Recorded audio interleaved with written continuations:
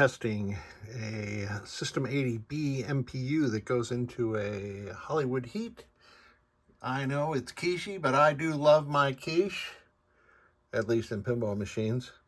And primarily, since this is hooked up on top of my Spider-Man, we're going to test this driver board. But I have the venerable QuickScan 80, no longer available, unfortunately, connected, and you can see it's the numeric readout is saying 1456.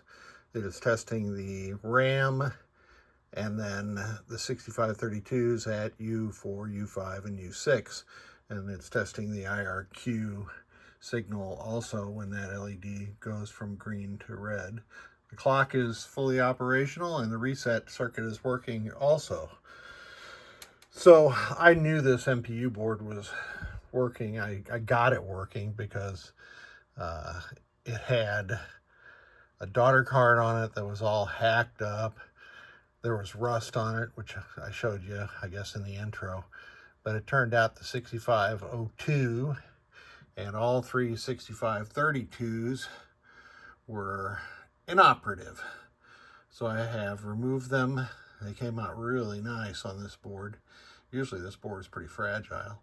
And then installed sockets and used some NOS parts to replace them. So here's the exciting part. I'm going to hold the credit button down, and the QuickScan 80 was skipped to the next test, which is lamp test. And I posted the video of this working one time before. By the way, I don't know that all these lamps are going to work. This is the first time I've tested this driver board. The four orange ones are the inverse of the four green ones that just preceded it. And I did figure out right now, it seems to go out of order. This board is a Rev B, and it swapped the order of two of the LEDs. So I thought about swapping it back, and then thought, nah, I don't need to do that.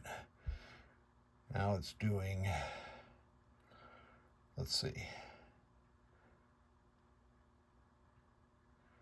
Tested these three solenoid drives plus one on that comes out of, that's driven from the connectors over here. So I think those are all good to go. Certainly all these lamp circuits are good to go. Let's watch this one more time just for giggles. I'll pan back. Yeah, that was the coin lockout yellow LED here that came on briefly. So I'm going to hold down the credit button again. And that tells the QuickScan 80 to advance to test 3, which is the sound select signals.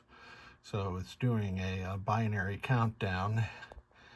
That is, well, it depends on how you look at it. But it's showing that each of these sound 1, 2, 3, 1, 2, 4, and 8 signals are working properly. In the next test, if I hold the credit button down again, simulated credit button is the solenoid test that it would normally be going on in the game. So I need to watch these 5 and these 4 over here, and there are a total of 9 coils that can be driven.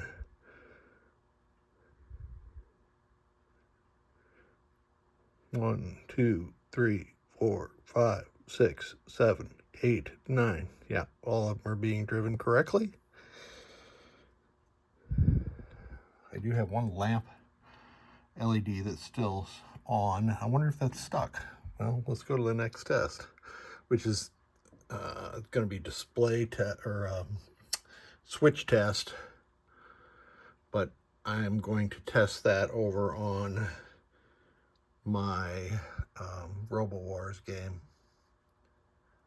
It's telling me it's doing test 5 right now. I'm going to hold down switch 0, 0, and it's column 0 is what it's telling me. Let me switch this off and see what happens to this lamp circuit. I'm going to hold down the credit button again. All right. I think that lamp was just left over on, and the Quick Scan 80 just didn't turn it off. It just left it on, left the lamp condition, whatever it was, when I left last. So I think this driver board is good to go. The client has installed a ground wire here. Nicely done. Thank you so much. So both these boards are going over into my RoboWars now. The CPU board came with this Piggy Doo board that Pennytech used to make, and they still, I guess, periodically make. It's a nice solution for people that don't want to go through the trouble of replacing the daughter card. So I've moved over to my RoboWar game, and I've installed RoboWar ROMs. This is a Swemmer daughter card. I've got big problems with most every other Swemmer board, but this daughter card is just fine. And I kind of like the way it lights up, even though it's putting a drag on the 5-volt power. I've got a 2732 ROM in here, which is 2 copies of the 2716 image of RoboWar, which it normally uses. And the reason I have this ROM is because I can use it then in games that take a 2716 and games that take a 2732. I've installed the slam switch mod. That's that little loop of wire that you see right there. And we are up and running. It booted up with a sound that I've heard a million times, chunk, chunk, chunk, chunk, in my RoboWar.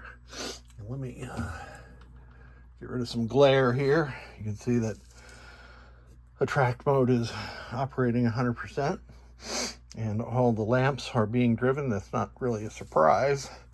Let me, I've got my homemade switch matrix tester. Let me get into test, and I'll skip right to lamp test. We know these are working, but so I'm going to skip that part, and the next test is solenoid test.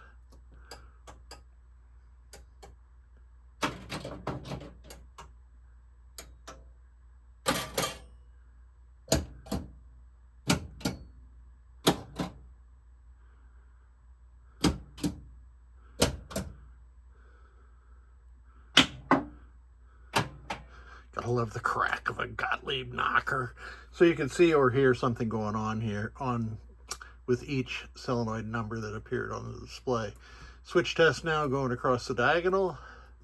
Gottlieb reports all from 00 to 77, so the switch matrix is working properly. The next test is the dip switch settings. I'm not gonna, well, okay, I'll compare them. Let's see, we got 070703, 773, and then what is that, 67, and yeah, that's correct. Harkens back to the days of programming the AV-8B Harrier II jump jet in octal, not hexadecimal. We didn't have hexadecimal, we only had octal. Just kidding. And display test is good. Next test is the memory test. Okay, and 1DCA is the checksum of prom 1, mysteriously named prom 1, even though it's the second prom. And we are good to go. So I'm going to play a little RoboWars. I just like playing the game, and I thank you so much for sending these. 2 boards are going back to the mountains of Pennsylvania.